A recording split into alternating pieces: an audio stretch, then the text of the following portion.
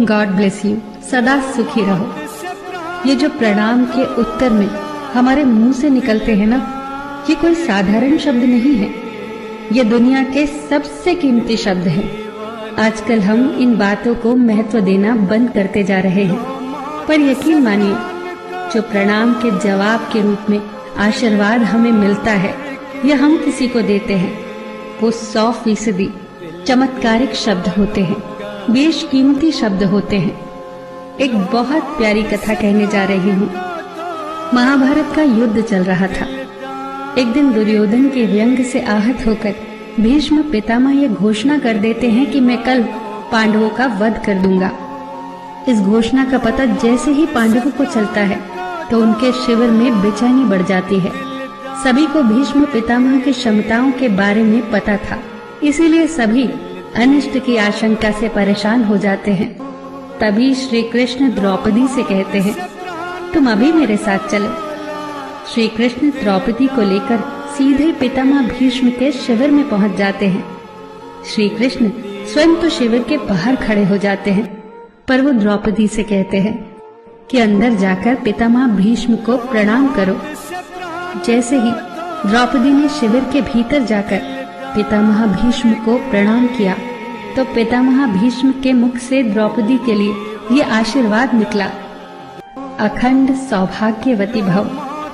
जैसे ही ये आशीर्वाद उनके मुख से निकला, उसी क्षण उन्हें स्मरण हो आया कि आज ही तो उन्होंने पांडवों के वध की घोषणा की थी और स्वयं ही उन्होंने द्रौपदी को अखंड सौभाग्यवती रहने का आशीर्वाद दे दिया।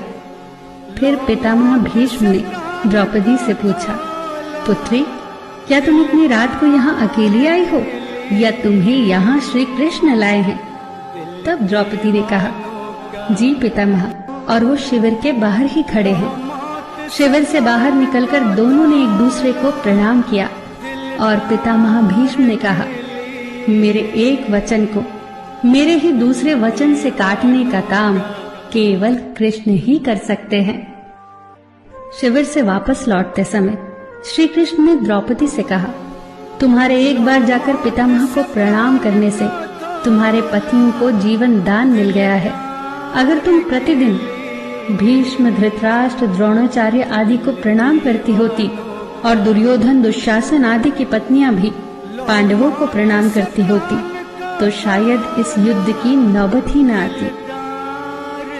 जो हर घर में कलह कलेश का वातावरण रहता है, वो कहीं न कहीं इस बात के मूल से जुड़ा है कि हम संस्कार भूलते जा रहे हैं। हम जाने अनजाने अपने बड़ों की उपेक्षा करने लगे हैं। याद रखना कि हर चीज पैसे से खरीदी नहीं जा सकती, और ये भी याद रखना कि हर बात का जवाब गूगल से नहीं मिलता। उसके लिए बुजुर्गों के पास भी बैठना पड़ता है। शरीर की खुराक के साथ साथ हमारी आत्मा को भी खुराक चाहिए, जो संस्कारों से हमें मिलती है। हम भूलते जा रहे हैं आशीर्वाद के महत्व को। आशीर्वाद एक कवच की तरह होता है जो हर बाधा से हमारी रक्षा करता है। कितनी सुंदर बात कही है किसी ने। प्रणाम अनुशासन है, प्रणाम शीतलता है, प्रणाम आदर सिखाता है, प्रणाम से सुविचार आते हैं, प्रणाम झुकना सिखाता है, प्रणाम क्रोध मिटाता है, प्रणाम आंसू धो देता है, प्रणाम अहंकार मिटाता है, प्रणाम हमारी संस्कृति है। आप सभी को मेरा सादर प्रणाम।